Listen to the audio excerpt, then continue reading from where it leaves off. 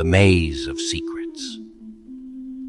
The bus rumbled through the city outskirts, carrying tales of a mysterious palace shrouded in whispers and shadows. Its remote location, tucked away in the city underbelly, had always fueled my morbid curiosity. Today, an insatiable urge to unravel its secrets propelled me on this journey. The sun dipped below the horizon, casting long, menacing shadows as I disembarked. The air hung heavy with a strange stillness, broken only by the crunch of my footsteps on the stony path.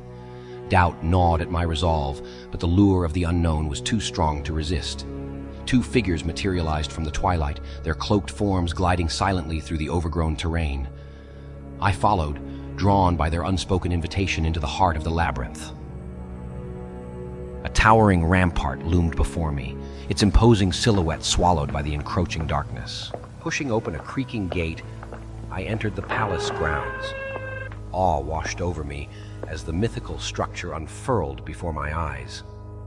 Imposing dorms huddled around a vast moonlit courtyard, their secrets locked away behind weathered doors. A well, its depths shrouded in mystery, stood sentinel in the center. The strangers, my unwitting guides, had vanished like wisps of smoke, leaving me alone in this eerie expanse. Fear warred with fascination as I ventured deeper.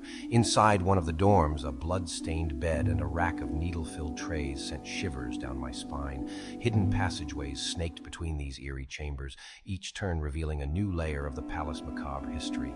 The main building, a symphony of staircases, corridors, and pillars, greeted me with an inky embrace. Lanterns lined the walls, their flickering flames casting grotesque shadows on the faded paintings. The air, thick with dust and whispers of the past, held the echo of forgotten lives. Ascending the spiral staircase, I stumbled upon a chamber where the walls were adorned with vibrant yet unsettling murals. The swirling patterns, reminiscent of ancient Egyptian art, hinted at a dark, forgotten power. But before I could decipher their secrets, the staircase abruptly ended, forcing me to retrace my steps.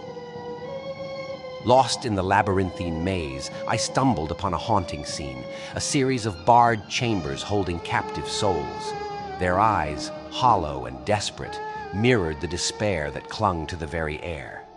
One, a lone figure cloaked in age, met my gaze with a knowing smile, a silent gesture that felt like a cryptic clue.